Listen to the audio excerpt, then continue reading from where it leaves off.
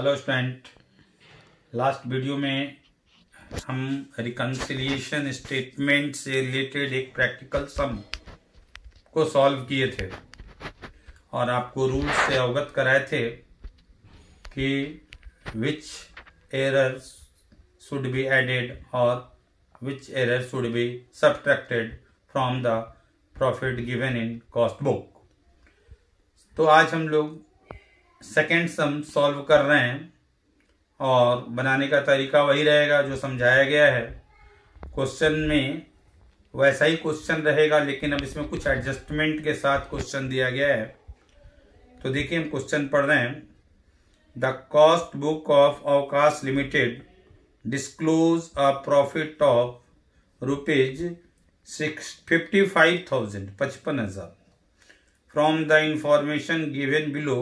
Prepare a statement for reconciliation and show the profit of financial book। तो ये जो question है, इस क्वेश्चन में क्या डिफरेंस है? पहला डिफरेंस ये है कि लास्ट वीडियो में आप लोगों को बताया गया था कि प्रॉफिट दो बुक का दिया हुआ था, कॉस्ट बुक का भी और फिनेंशियल बुक का भी। कॉस्ट बुक का प्रॉफिट को बेस लेकर के हम लोग सम सॉल्व किए थे, फिनेंशियल बुक का जो प्रॉफिट दिया था उसके बराबर टैली कर गया था। अभी सिर्फ कॉस्ट बुक का ही प्रॉफिट दिया है। फिनेंशियल बुक का प्रॉफिट आपको कैलकुलेट करना है, यानी जो आपका आंसर आएगा वो फिनेंशियल बुक का प्रॉफिट होगा। टैली आपको सोचा जाए तो एक तरह से जिसमें दोनों बुक का प्रॉफिट दिया रहता है, मतलब उसमें आंसर भी दिया रहता है, तो टैली करने से पता चल जाता है। इसमें आप जो ये करेंगे, क्या नाम है, आप जो आंसर निकालेंगे वही फाइनेंशियल बुक का प्रॉफिट होगा। देखते हैं इनमें क्या क्या दिया है। कॉस्ट बुक में opening stock of material, cost book में 18,000 दिया हुआ है और फिनेंशियल बुक में 20,000 दिया हुआ है। आप बताओ, कॉस्ट बुक में 18,000 है, फिनेंशियल बुक में 20,000 है, यानी कि कॉस्ट बुक में 2,000 लेस दिया हुआ है, कम दिया हुआ है। ओपनिंग स्टॉक का ट्रीटमेंट कैसे करते हैं? आपको लास्ट वीडियो में बताए थे कि ओपनिंग स्टॉक का ट्रीटमेंट एक्सपेंस से रिलेटेड होता है। एक्सपेंस भी डेबिट आइटम होता है, ओपनिंग स्टॉक भी डेबिट आइटम होता है। आपको बताया गया था कि एक्सपेंस ओवर चार्ज अगर कॉस्ट में है तो ऐड करते हैं, अंडर चार्ज होने से लेस करते हैं। सिमिलर एकदम वैसे ही ओपनिंग स्टॉक अगर कॉस्ट में ज्यादा लिखा है ऐड करना है, कम लिखा है लेस करना है।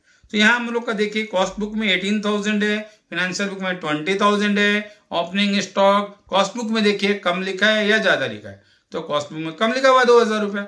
हमने कहा ओपनिंग स्टॉक कम लिखा होगा तो क्या करेंगे, लेस करेंगे, तो इसको लेस करते हैं हम लोग।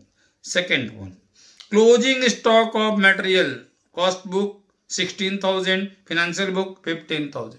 ये क्लोजिंग स्टॉक है, इसका ट्रीटमेंट इनकम से रिलेटेड होगा।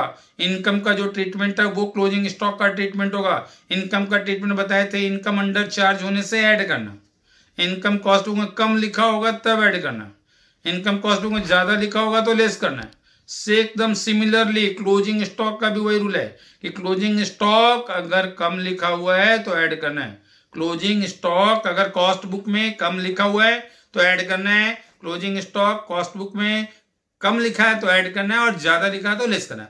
इसमें देखिए, क्लोजिंग स्टॉक 16,000 है कॉस्ट बुक में, फिनेंशियल में 15,000, ज्यादा लिखा है, ज्यादा क्या करेंगे, ज्यादा लेस करेंगे, तो ये भी लेस में जाएगा क्लोजिंग स्टॉक। फिर opening stock of work in progress, cost book में 6,000, फिनेंशियल बुक में 8,000। वर्क इन प्रोग्रेस है, चाहे फिनिश्ड गुड्स का स्टॉक है, चाहे रॉ मटेरियल का स्टॉक है। ओपनिंग स्टॉक का ट्रीटमेंट एक्सपेंसेस का ट्रीटमेंट के इक्वल होता है, जैसा ही होता है। फिर opening stock of work in progress है, इसका भी ट्रीटमेंट एक्सपेंस वाले ट्रीटमेंट की तरह करना है, बताएं।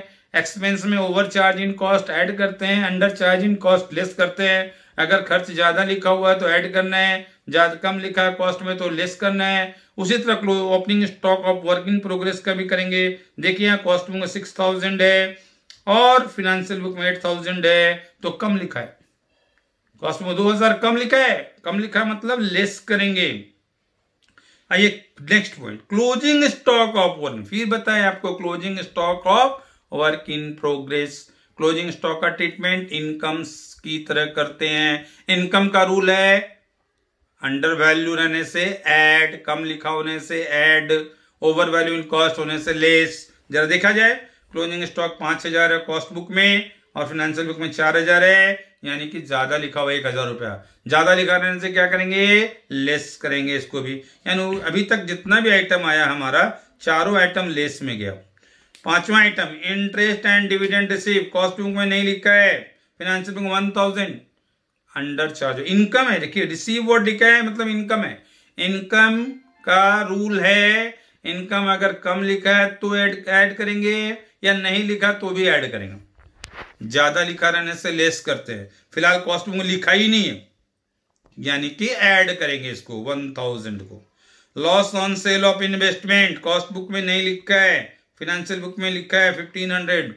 अब बताइए, loss on sale of investment, ये आपका एक्सपेंस की तरह चलेगा। एक्सपेंस में बताया गया था ओवरचार्ज माने ज्यादा लिखा रहने से ऐड, कम लिखा रहने से या नहीं लिखा रहने से लेस। ये तो नहीं लिखा है तो इसलिए इसको लेस में डालेंगे। ट्रांसफर फीस, ये इनकम है। Transfer fees share transfer fees होता है, कंपनी को मिलता है ये इनकम है। इनकम का रूल लगेगा इसमें, कॉस्ट बुक में लिखा ही नहीं है और फाइनेंशियल बुक में लिखा है 200। तो आप बताइए, अगर इनकम नहीं लिखा है या कम लिखा होने से हम क्या बताए थे, ऐड करेंगे। तो ट्रांसफर फीस या नहीं लिखा हुआ है कॉस्ट बुक में, यानी ऐड में जाएगा। फिर एडिशनल इंफॉर्मेशन आप लोग देखिए, एडिशनल इंफॉर्मेशन क्या है आपका। एडिशनल इंफॉर्मेशन में पहला point, amount of interest ₹500 not included in financial book. इसका मतलब क्या हो गया आपका, अमाउंट ऑफ इंटरेस्ट। आपको बताए थे हम जब स्टार्ट के चैप्टर, कुछ ऐसा आइटम्स होता है जो प्योर फाइनेंस नेचर का होता है, कॉस्ट बुक में रिकॉर्ड होता ही नहीं है। लिखाए थे आपको, goodwill return of, preliminary expense return of, interest, donation, charity, income tax, wealth tax, है ना। इस तरह का सब आपको बहुत सारे आइटम रटने के लिए दिए थे और लिखने के लिए भी दिए थे। इंटरेस्ट एक ऐसा ही आइटम है जो फिनांस बुक में ही लिखा जाता है, कॉस्ट बुक तो लिखा ही नहीं जाता है। अब सवाल है इस एडजस्टमेंट में क्या करें कि इंटरेस्ट 500 रुपया आपका फाइनेंशियल बुक में नहीं लिखा हुआ है। अब बताओ, फाइनेंशियल बुक में नहीं लिखा हुआ है, कॉस्ट बुक में लिखते ही नहीं है, तो दोनों बुक में नहीं लिखा हुआ है। ऐसे केस में कुछ डिफरेंस है?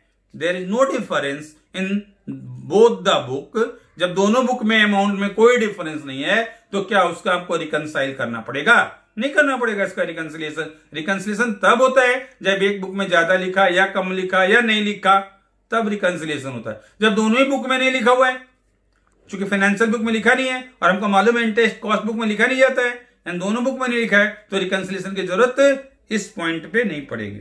Next, goodwill return of 500। Goodwill return of ये फाइनेंशियल नेचर का लॉस है, फाइनेंस बुक में लिखा जाता है, ये लॉस है।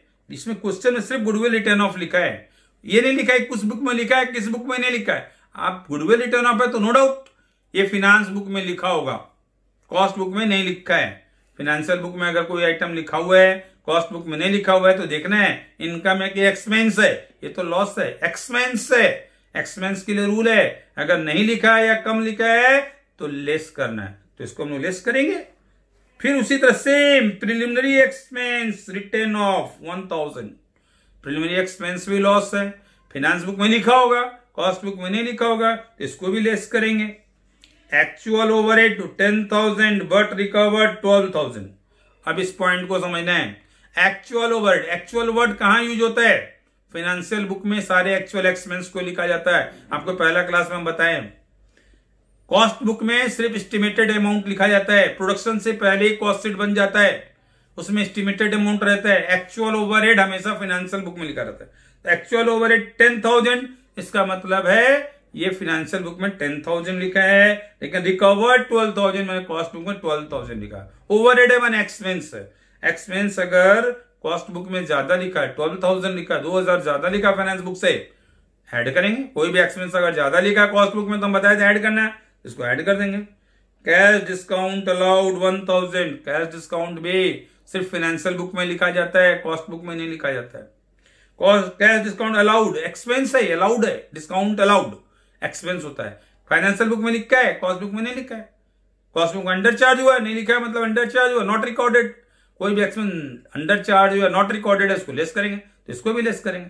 तो इस तरह से जो आइटम ऐड है, लेस है, उसको हम लोग स्टेटमेंट में समझा देंगे। सॉल्यूशन में देखिए, reconciliation statement for the year ending, particular, add और लेस, दो कॉलम बनाए हैं। सबसे पहले प्रॉफिट दिया है, इसलिए ऐड वाले कॉलम में लिखे हैं profit as per cost book लिख करके ऐड वाले कॉलम में 55,000 लिख दिया गया। फिर जितना आइटम था सबको हम बताए कौन ऐड होगा कौन लेस होगा।